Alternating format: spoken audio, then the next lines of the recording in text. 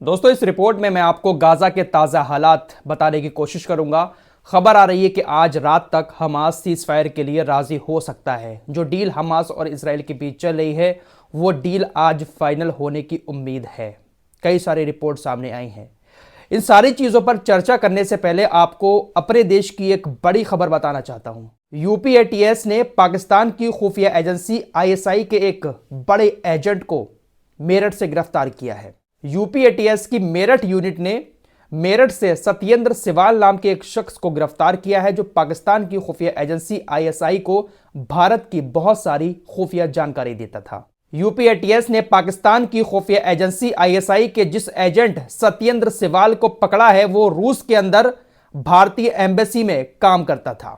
2021 में सत्येंद्र सिवाल को मॉस्को के अंदर भारतीय दूतावास भेजा गया था।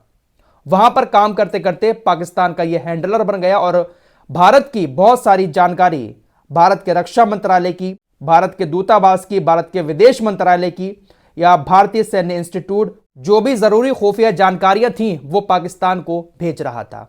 आईएसआई का एजेंट बन गया। इसके ऊपर शक हुआ, पुलिस ने इसको उठाया। इससे जब पूछताछ की, इसके जवाब बहुत अलग थलग थे। बहुत ज्यादा पूछताछ करने के बाद इसने अपना जुर्म कबूल लिया है। सत्येंद्र सिवाल पाकिस्तान की खुफिया एजेंसी आईएसआई का एक बड़ा एजेंट यूपीएटीएस के हत्थे चढ़ चुका है। रिपोर्ट्स के मुताबिक सत्येंद्र सिवाल पैसे के लालच में अपने ही देश को बेच बैठा। अपने ही देश की बहुत सारी खुफिया जानकारी पाकिस्तान की आईएसआई को प्रोवाइड करा रहा था। फिलहाल ये गिरफ्तार हो चुका है। आइए अब गाजा की तरफ चलते हैं। कई सारी रिपोर्ट सामने आ रही हैं जिसके मुताबिक हमास आज रात तक गाजा में सीज फायर का ऐलान कर सकता है। जो डील हुई है उसके मुताबिक इजराइल तो राजी हो चुका है पहले से ही। इजराइल के अधिकारी ये बात भी कह रहे हैं कि हमें उम्मीद है कि हमास भी जल्द ही कोई घोषणा कर देगा सीज फायर को लेकर। कई सारी रिपोर्ट आ रही हैं। हमास के सूत्रों के हवाले से रिपोर्ट्स में दावा किया जा रहा है कि आज रात तक हमास कोई बड़ा डिसीजन ले सकता है। इस डील के मुताबिक 40 दिनों का सीज फायर होगा। इसमें कम से कम 30 बंधकों की रिहाई की जाएगी। 40 दिन के सीज फायर में हमास 30 बंधकों को इजराइल के छोड़ेगा। इजराइल कितने छोड़ेगा फिलिस्तीन के लोगों को, अभी ये जानकारी सामने नहीं आई है। कई सारी रिपोर्ट्स आई हैं कि आज रात तक हो सकता है कि कुछ हो जाए। हमास देखिए इसलिए राजी हो रहा है क्योंकि गाजा के हालात बद से बदतर हो चुके हैं। खाने को लोग तरस रहे हैं। अगर सीज फायर हो जाएगा तो हो सकता है कि थोड़ी बहुत मदद गाजा के लोगों तक पहुंच सके।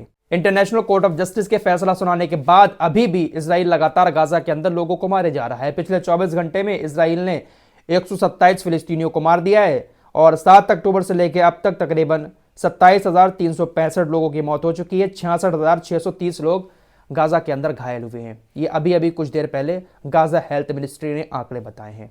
इन्हीं सारी वजहों से हमास सीजफायर के लिए राजी हो रहा है। दोस्तों, इजराइल की सेना गाजा के लोगों को कहीं पर भी सुकून से गुजारा नहीं करने दे रही है। गाजा पट्टी से भगाया, दक्षिण की तरफ कहा कि चले जाओ। वहां पर एक रफा इलाका है, गाजा के लोग वहां पर जाकर रहने लगे। बहुत सारे टेंट रफा इलाके में गाजा के लोगों ने बना लिए। वहां पर जैसे तैसे अपनी जिंदगी को गुजार रहे हैं। बारिश हो रही है, ठंड भी हो रही है, लेकिन टेंटों में अपनी जिंदगी को गाजा के लोग गुजार रहे हैं। अब इजराइल की सेना ने उस इलाके को भी टारगेट करना शुरू कर दिया है। रफा इलाके में जहां पर गाजा के लोगों के टेंट बने हुए हैं, वहां पर भी इजराइल की सेना ने अब हमले शुरू कर दिए हैं। इजराइल की सेना ने रफा में किंडरगार्टन पर बमबारी की। वहां पर कई सारे लोगों की मौत हो गई। एक कार में भी कुछ लोग जा रहे थे, उस कार पर बमबारी की, उसमें भी कई सारे लोगों की मौत हो गई। इजराइल की सेना गाजा के लोगों को कहीं पर भी सुकून से नहीं रहने दे रही है। कोई भी जगह गाजा के लोगों के लिए सुरक्षित नहीं है। इन्हीं सारी वजहों के चलते हुए हमास हो सकता है कि सीज फायर के लिए राजी हो जाए। दोस्तों, परसों ही मैं आपको यह खबर दे चुका हूं कि इजराइल की सेना गाजा पट्टी को छोड़कर जब वापस आ रही है तो वहां पर जो भी घर सुरक्षित है उन घरों में आग लगा के आती है। जब यह खबर सामने आई तो इजराइल की सेना की बहुत ज्यादा किरकिरी हुई। इजराइल की सेना की तरफ से अब कहा गया है, हारेत्स की रिपोर्ट के मुताबिक, इजरायली ये चैनल है, इजरायली मीडिया हारेत्स की रिपोर्ट के मुताबिक इजरायली सैनिकों का यह कहना है कि हम अपनी तरफ से गाजा के घरों में आग लगा के नहीं आ रहे हैं, बल्कि हमें ऊपर से अधिकारी जो हैं इजरायली सेना के, वो आदेश दे रहे हैं कि आप जब भी गाजा छोड़कर वापस आएं तो घरों को आग लगा कर आएं। तो क्या ये इजराइल के बड़े बड़े अधिकारी युद्ध अपराध नहीं कर रहे हैं? क्या ये इजराइल के अधिकारी अपने सेना को हमास से लड़ने का आदेश दे रहे हैं?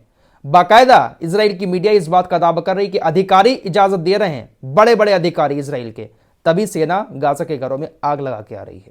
दोस्तों, गाजा के अंदर इसराइल ने इतनी खतरनाक बमबारी की है। कल ही आपको बता चुका हूं कि 25,000 टन बम गाजा के ऊपर गिराए हैं। ये सारी चीजें तो आप जानते ही होंगे कि बम वगैरह जो होते हैं वो खतरनाक केमिकल से मिलकर बने होते हैं। पूरे गाजा की जमीन पर मिट्टी में केमिकल मिल चुका है। बारिश होने की वजह से पूरे गाजा के अंदर कीचड़ हो गई है। जो गड्ढे वगैरह हैं उनमें पानी भर गया है। इसराइल की सेना ने रास्ते बंद कर रखे हैं, तो जो कचरा वगैरह है वो भी गाजा से बाहर नहीं जा पा रहा है। सब कुछ गंदगी गाजा के अंदर ही भरी हुई है, जिसके चलते हुए तकरीबन 7 लाख फिलिस्तीनी ऐसे हैं जिनको संक्रामक रोग हो चुके हैं। गंदगी की वजह से गाजा के अंदर ऐसे ऐसे वायरस पनप रहे हैं कि जिसकी चपेट में तकरीबन 7 लाख लोग आ चुके हैं। गाजा के बीमारी फैली हुई है, क्योंकि अब वहां पर किसी तरह की हेल्थ फैसिलिटीज है ही नहीं, दवाई वगैरह है ही नहीं जो उनको रोका जा सके। तो गाजा की आधी आबादी जो है ना, वो भूख से और बीमारी से ही शायद खत्म हो जाएगी। दोस्तों, आपकी स्क्रीन पर यह तस्वीर है। ये जितने भी लोग नजर आ रहे हैं एक दीवार के सामने खड़े हुए, ये वही वेस्टर्न वॉल है जिसकी पूजा करते हैं यहूदी, जो मस्जिद अक्सा के पास में ही बनी हुई है।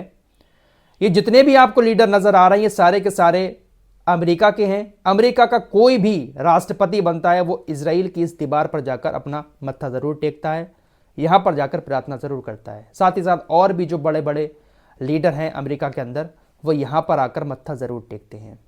अमेरिका के अंदर जो लीडर बनते हैं वो यहूदी तो नहीं है, लेकिन न जाने कौन सा उनका यहूदी प्रेम है जिस वजह से यहां पर आकर ये लोग मत्था टेकते हैं। वेन गेवर, कट्टरपंथी नेता, इसका स्टेटमेंट आया है डोनाल्ड ट्रंप को लेकर। इसने कहा, देखिए, अगर डोनाल्ड ट्रंप इस वक्त सत्ता में होते तो डोनाल्ड ट्रंप इजराइल की इस तरह से मदद नहीं करते जिस तरह से बाइडेन कर रहे हैं। डोनाल्ड ट्रंप का रुख अलग होता है। डोनाल्ड ट्रंप गाजा की मदद की बात करते हैं, गाजा के लोगों को मदद देते हैं और वही मदद फिर हमास बन जाती है। इसने कहा कि जो बाइडेन में और डोनाल्ड ट्रंप में इजराइल को लेकर बहुत फर्क है। इन लोगों को भी शायद ऐसा लगता है कि हमारे मतलब का आदमी जो बाइडेन ही है। डोनाल्ड ट्रंप अगर यहां पर होता तो शायद इस तरह से वो कत्लेआम करने की इजाजत नहीं देता। वैसे डोनाल्ड ट्रंप कई बार यह बात कह चुका है कि अगर मैं राष्ट्रपति होता तो मिडिल ईस्ट में इस तरह की जंग नहीं होती। फिलहाल कुछ ही महीनों में अमेरिका के अंदर चुनाव होने वाले हैं और इस वक्त जो बाइडेन का जो रुख है उसको लेकर अमेरिका का युवा जो बाइडेन से बहुत ज्यादा खिलाफ है। जो बाइडेन का ग्राफ बहुत नीचे आ चुका है। कुर्सी तो शायद जो बाइडेन को नहीं मिलेगी। डोनाल्ड ट्रंप के चांस एक बार लग रहे हैं फिर से कि हो सकता है डोनाल्ड ट्रंप अमेरिका का राष्ट्रपति बन जाए। सऊदी अरब के रक्षा मंत्री का बयान आया है। इन्होंने आह्वान किया है, इजराइल से कहा है कि वो तुरंत गाजा पर हमले बंद कर दे। आय हाय हाय हाय, ऑर्डर तो ऐसे कर दिया है जैसे इनका कितना हुक्म इजराइल मान रहा है। गाजा पर हमले बंद कर दे। हमले कहने से बंद नहीं होंगे जनाब। अगर हमले बंद करवाना ही है ना तो थोड़ी रस्सी को टाइट करो, लेकिन आप तो रस्सी खोले जा रहे हो, अपने ट्रक भेजे जा रहे हो गाजा के अंदर। सिर्फ दिखावे के तौर पर इस तरह की बयानबाजी इन देशों की तरफ से कर दी जाती है। फिलहाल इस रिपोर्ट में इतना ही, मिलते हैं कुछ और नई खबरों के साथ। तब तक के लिए अल्लाह हाफिज।